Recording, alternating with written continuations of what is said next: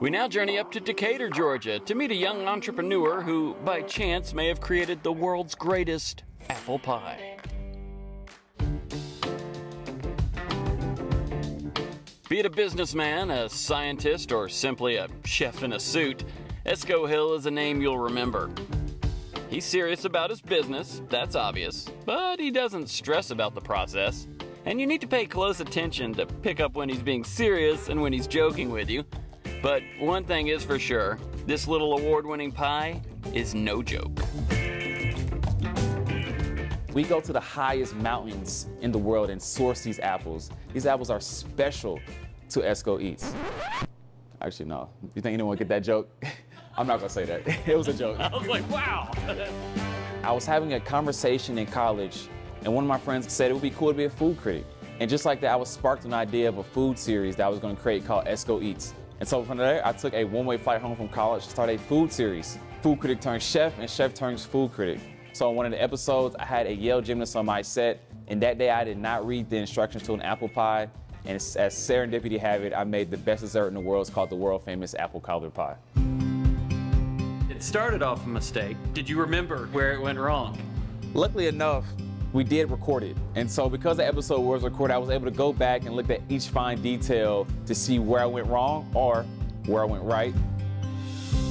When we first made it, it looked more like a cobbler, hence the name, the world famous apple cobbler pie. But I fine-tuned to kind of look more like a pie because image sells. And so from there, that's why it's 2 desserts in 1.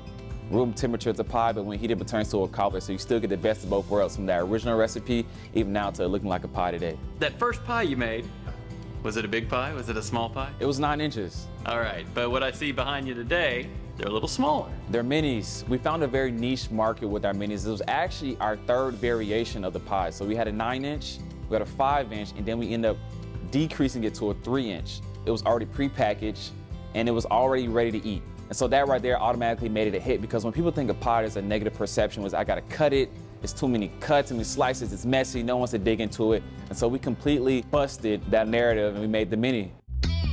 We're a destination dessert, which means we don't ship outside of Atlanta at all, so people travel all around the world to Atlanta for this product. Large events, small events. It goes really well with our premium just-in-time offering with the world-famous apple cobbler pie.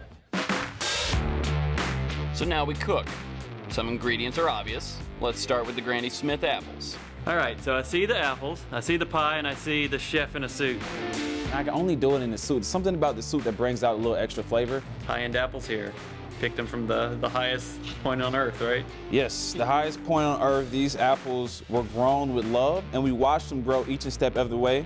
We read them lullabies as well.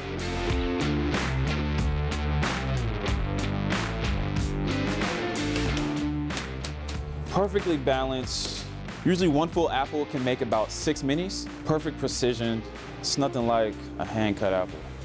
But much like a magician, this suited chef doesn't reveal too many secrets, and that's just part of the fun. I'm just gonna bathe it a little bit.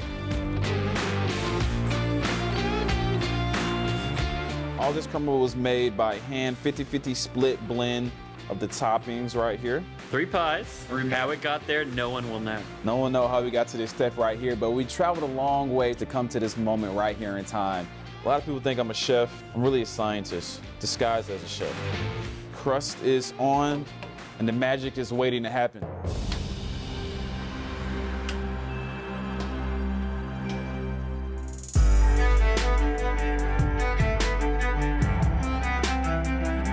The best reaction is always on that second bite.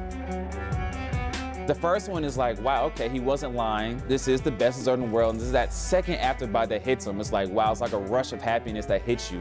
And if, like me, you spend all of this time filming, taking in smells, and anticipating the final product, you just have to jump at the chance to eat a little pie right out of the oven.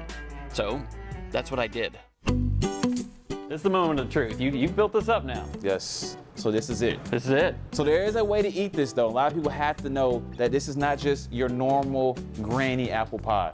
Okay. You want to get the topping, the filling, and the crust.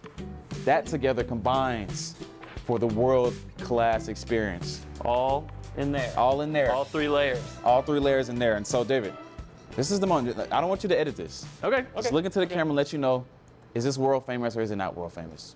Here we go. This is not going to be edited. Here we go. Here we go. Gonna get the big chunk there. Getting the pie, the crust.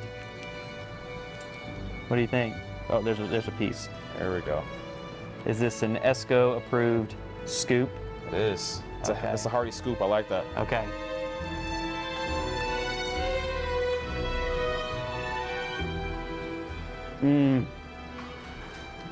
I got the big chunk at the top. There's the apple. Oh, that was gorgeous. A gorgeous flavor. A lot of people think it happens on the first bite, but it's really that second bite that seals the deal. So, Oh, I can go again. All right, all right. more bite for the people. You notice my second bite's bigger. You're right.